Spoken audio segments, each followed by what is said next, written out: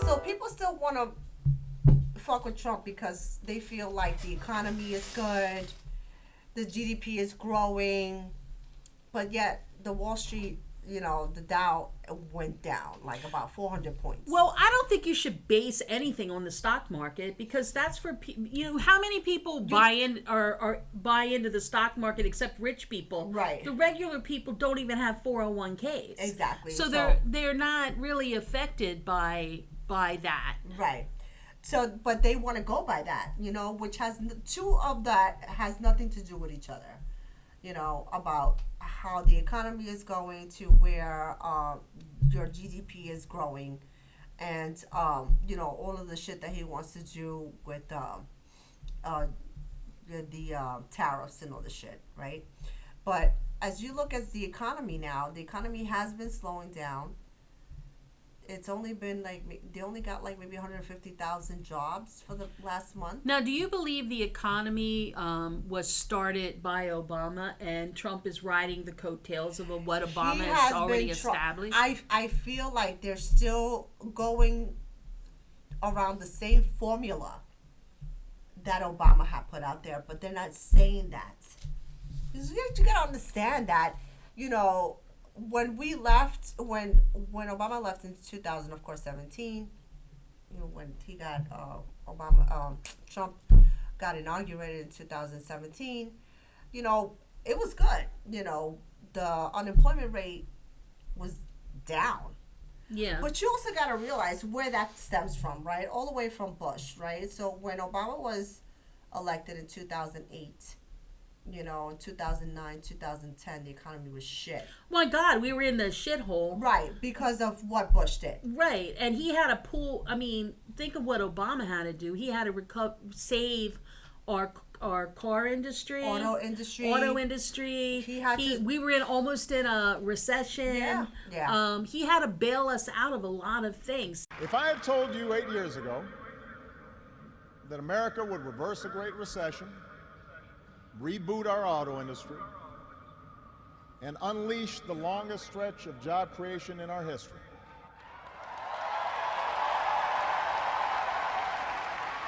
if I had told you that we would open up a new chapter with the Cuban people, shut down Iran's nuclear weapons program without firing a shot, take out the mastermind of 9/11, if I had told you that we would win marriage equality and secure the right to health insurance for another 20 million of our fellow citizens,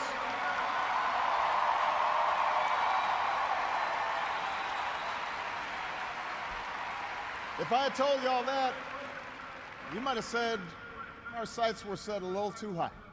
And, they're saying, the deficit, he put us into a hole more. Well, yeah, you had to spend money to dig us out of a hole. Right. But then later on, he did lower the deficit. Yeah, he did. Yeah. And he did a lot of good things. He did a lot of great things. Yes, he did. And a lot of people don't see it like that because it didn't affect them, or it did affect them. Right. And the ones that were affected by that, they blame Obama for it. Oh, well, I lost my business because of that. Or, I didn't have.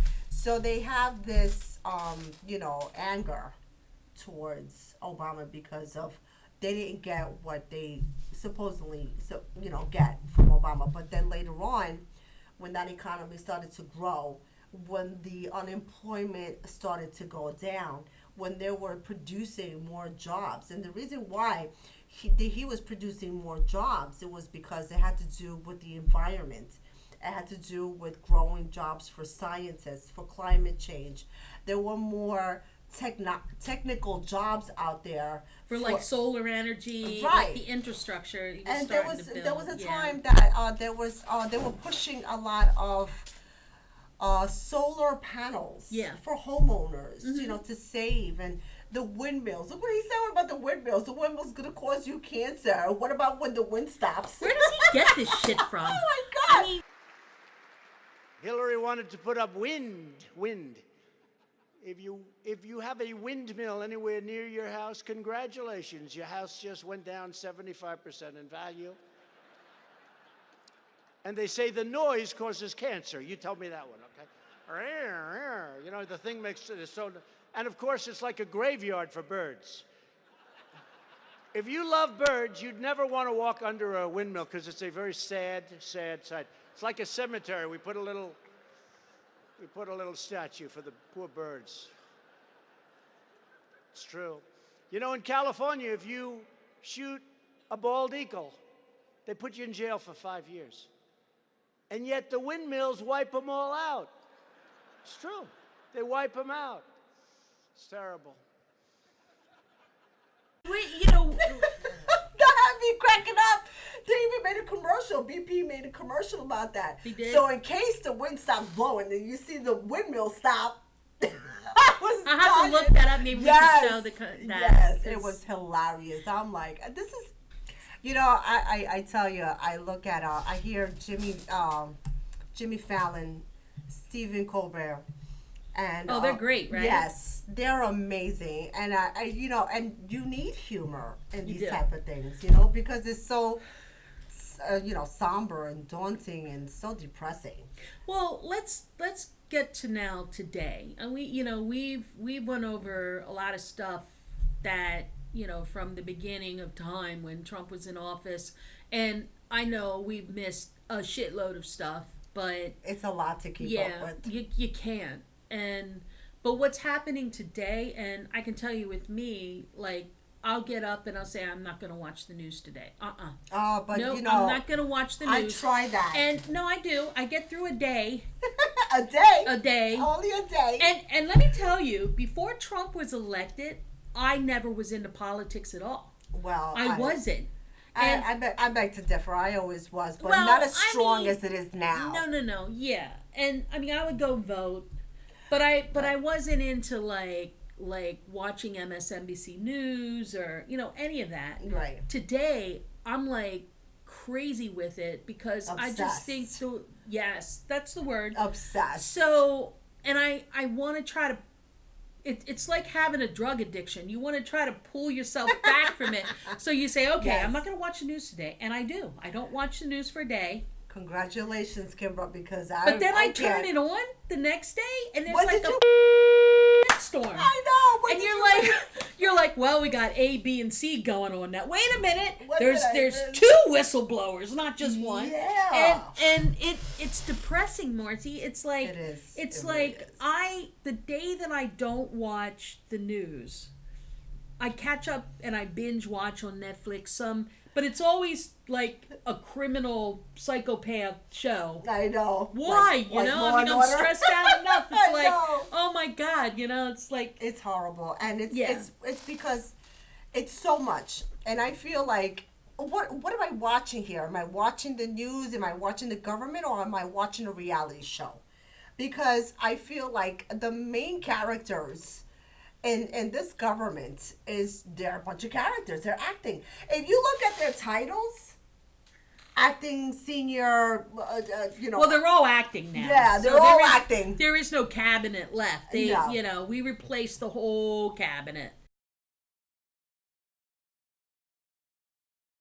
And what I can tell you. And the boss of the bosses is 64-year-old Rex Tillerson, former CEO of ExxonMobil. Mad Dog is in charge of defence. That's the nickname for James Mattis, who is known for his tough talk. He's one of a number of generals in the cabinet, like the new Homeland Security Chief, John Kelly, who considers the Mexican border vulnerable. General Michael Flynn becomes National Security Advisor. He served in the Obama administration before becoming a critic of the president's foreign policy. Is Nikki Haley, who has been appointed ambassador to the United Nations. Yes. And right now, if you want to look at it like a play, we got Trump. Yes. We got Pence, who's questionable now. Barr. We got Barr, and we got Rudy Giuliani, which God knows why he should even be in this mix because what happened to this guy? He shouldn't. He's acting like he's fucking part of the government, but he's not. He's just a personal lawyer. How does he get sent over to the Ukraine? Oh, because Trump sends him over there. I know, but how does he go over there acting as part of our government, which he's not?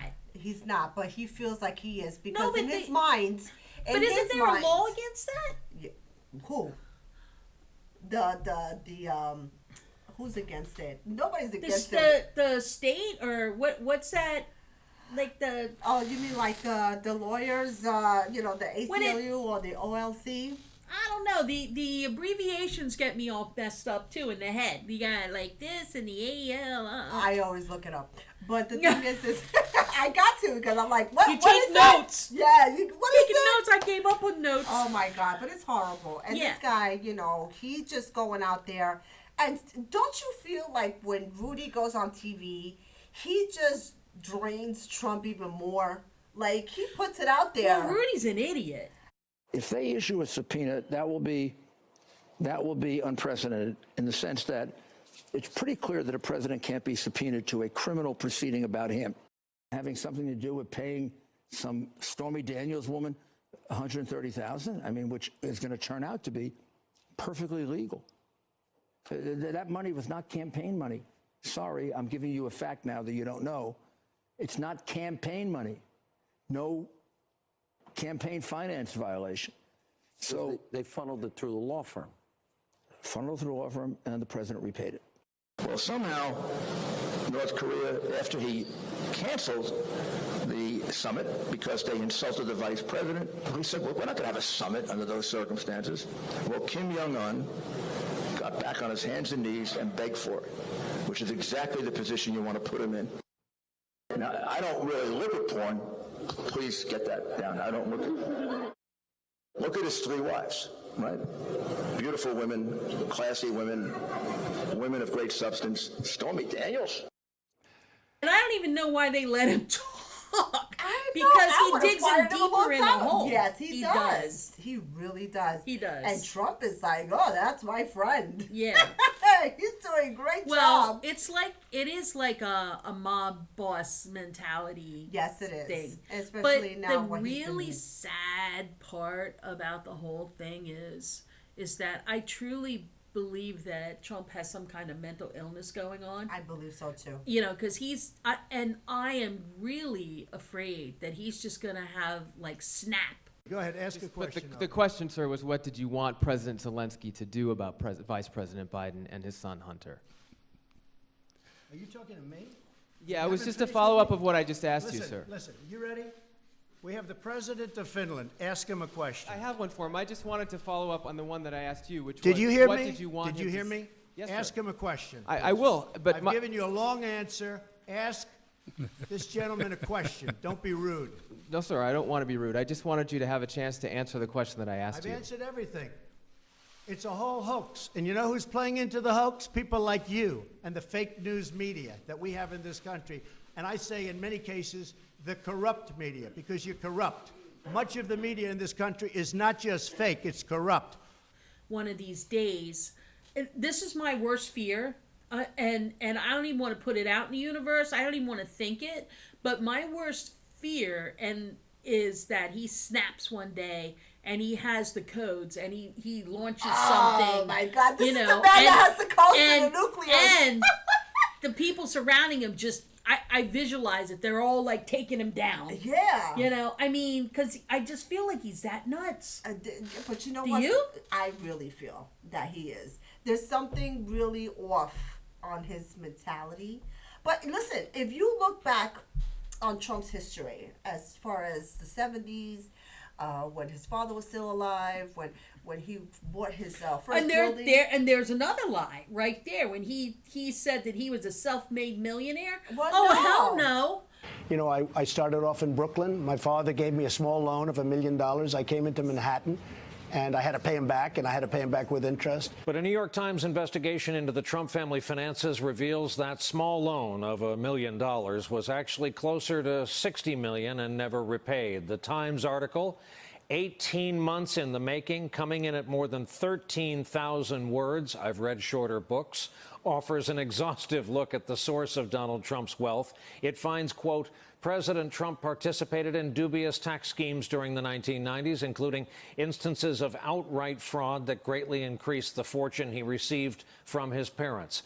His father gave him that money. All that shitload of money. And he bought that building. I think it was in I don't remember what. Well, he owned a borough bunch of was. casinos, a Trump casino in Atlantic City that went bankrupt, and his father bailed him out of that too. Yeah, he he sure did. So he always had, you know, the backing of his dad until he passed away. But I remember the first investment that he did, right? And it was a building, and he was vetting who was applying for these types of apartments in his building.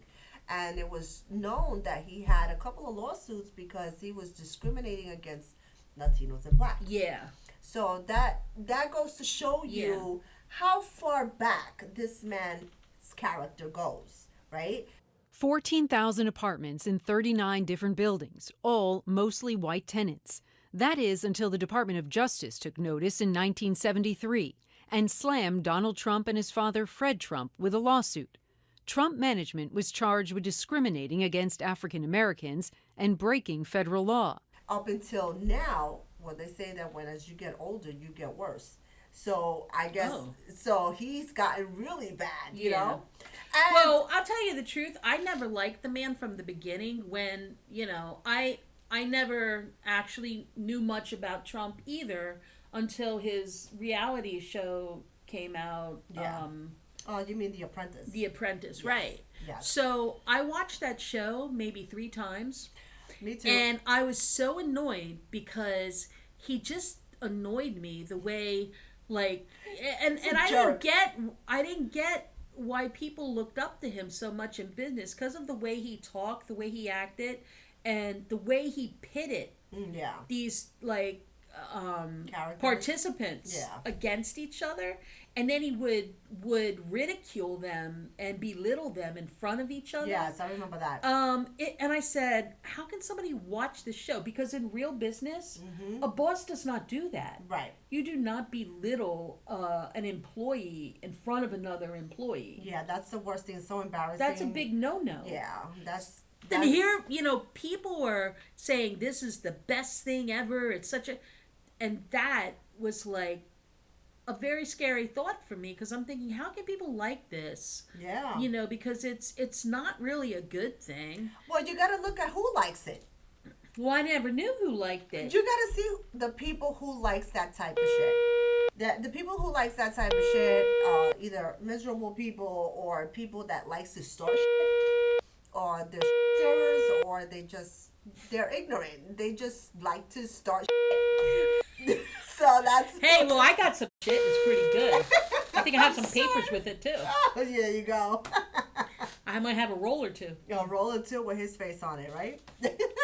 I'm telling you, it's bad. But the thing is with this man, he is just going down, and the people, his base, is still holding on to him. And they just feel like he's going to do something good for them. But what do they want? I mean, they have to see the farmers are hurting, you know, the tariffs, which, you know, and this show is all about Politics 101 because I am a Politics 101, not a 501. So I didn't even know what the hell tariffs were until it was explained to me that they're taxes. When tariffs are put into effect, the person likely paying for that increase in cost is you and I. A number of American companies have said increased tariffs will hurt their businesses, and ultimately they'll have to increase prices for consumers. In the weeks following Trump's announcement, prices went up on items ranging from a can of Coke to toilet paper and kitchen towels. And some companies like Kimberly-Clark, which makes Huggies and Kleenex, have even lowered their annual forecast. And like if we get something it's imported into this country, right, you have to pay taxes on that. Right. So it's hurting us. It's not helping us right, from him doing this. But according to him, we're not paying for that. They are, right? That's what he puts it out there. Like, so he's making himself look even stupid on TV because that's not the correct way to do it. People believe that shit, though. That's what I, you know. So case in point, and I'll bring this up because I saved a picture of it because it was so astonishing. I was at the grocery store. A head of lettuce was $3.99. Oh my God, where'd you go? I took a picture. Top tomato. $3.99. I remember when a head of lettuce was 99 cents. Yeah, that's now bad. You can't even get a head of lettuce. You know, and my grocery bill, it used to be like $100, did pretty good. Right. Now even like $140, $150, You get hardly nothing. get nothing. You get shit. That's because of all the shit that's going on with the tariffs and the imports of all the food and Yes, you know yes. whatever's coming over from wherever. It's literally affecting us in different ways, and that's when they said if he does this, you know, you're gonna feel it. Like $1,000 or something a year. It's gonna be bad. It's gonna be bad. It's just I'm it's feeling trickling it. down, but it's just gonna come faster. I mean, an avocado is gonna cost you $10. It really doesn't make any sense considering the fact that all these businesses, these corporations have gotten a tax cut, a huge tax cut. So we as consumers should be seeing something, but from what they're saying, dairy is expected to go up 3 to 4%. Vegetables are expected to go 2.5 to 3.5%. Fruit is supposed to increase 2-3%. Beef 1 to 2%. Poultry 1 to 2%. The dairy and vegetables and fruit that are seeing the actual above average increase.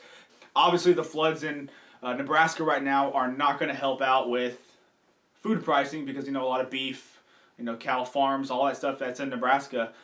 They've been destroyed, so it's all like, I mean, corn, you name it, is off the chart right now. So Microsoft Office, if you are in an office environment or you know you own your own business or something, expect a 10% increase in pricing. Stamps, first class stamps are now up 10% or 5 cents from 50 cents to 55 cents. Priority Mail Express increase of 3.9%. Auto manufacturers, now they always go up every single year. This really isn't a surprise, but companies like Tesla, Toyota, Ford, and GM with their basic like work trucks, all that stuff, Toyota work trucks, those are all increasing now. Netflix, if you're a Netflix subscriber, that just went up. Medicare, obviously, if you if you're on Medicare, you know from the beginning of January that went up $24. Medications. Now, if you are on, unfortunately, I'm on medication, but VA takes care of me on that one. However, my wife's on medications, and they've all gone up about 5% annual increase. The price of flights are up 2.6% so far. Hotels are expecting to see an average of 3.7% increase in price. Comcast, if you use Comcast cable or internet or anything of the service, it's going to be a 3.3% increase. DirecTV has decided they want to throw in a $10 a month increase. The price of gasoline is up 35 cents nationally in 6 weeks. 35 cents nationally in 6 weeks, the average. That means drivers now pay $135 million more today, per day, than they did 6 weeks ago. That's ridiculous. It is. Yes. But everything in price is definitely going up. It's going up. So now he wants people are already struggling enough to pay their rent, to pay their bills, to pay for medication, to pay for, food. Health costs. Premiums and co-pays and all this stuff. Gasoline. It's horrible, right? Electric bill. All of that. It's going up. So how are you expecting to survive if you're making a certain amount of money a month? Well, that's the thing that's not going up, the paychecks. Right. It's not going up. The wages are not going up. He was opposed to $15 an hour. Oh, well, small business is not going to be able to keep employees, or they're not going to be able to offer any packages or something. This is not $15 in one shot. It trickles down to the next 5 years. And still, even though within the next 5 years, $15 at that point in the future is still not going to be enough. So everything is just going to continue to raise up and raise up. So you have people that are low income. And look at all the businesses. I think it was like a couple months ago, I think Sears. Did Sears and Kmart went out of business? They went out of business because everything basically, There was a couple big stores, though, that went out of business. Well, Toys R Us went out of business. They say they're coming back, but I don't see that happening. No, that ain't happening. Then you have, of course, Sears. And Kmart went out. And a lot of stores and now, Macy's. Recently, I shop at Avenue. That's gone. The Avenue stores are gone. That's horrible. Like, a lot of the retail stores are now disappearing, because I don't know. Well, basically, they're saying it has to do a lot with online, right? Yeah. And it has to do a lot with big chain stores like Amazon. And you have also Walmart that's still, still surviving up there, but they're still there. So you have these big corporations, right, that they're getting these huge tax cuts from the tax code that he put in. Right. So basically, it's supposed to where it trickles down to the employees, where they're able to get a raise, where they're able to get better benefits, but that's not happening. There